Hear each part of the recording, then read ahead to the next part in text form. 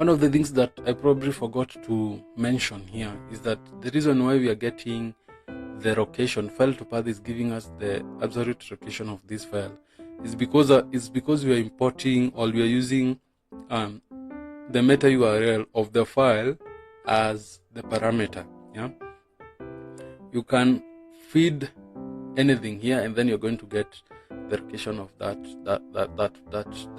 item. But in this case, we're finding the location of the server.js, and then from there we're just assigning that file name and then getting the directory of that, the parent directory of that file name. Yeah, and then that directory is what you are storing in the DAL name. That said, the next thing that we're doing is we are body passing the URL encoded details that are going to be fed from our payment. For example, if you enter a phone number here, we are body passing that information so that we can access it on the back end.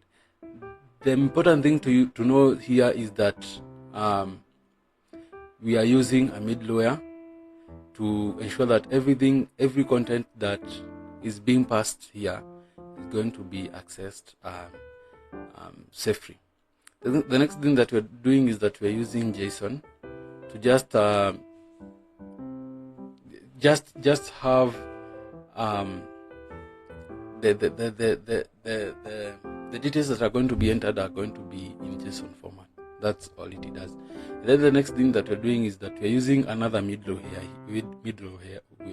there to just give the location of our static files, express.static, and then we're just renaming the folder that they are in to static.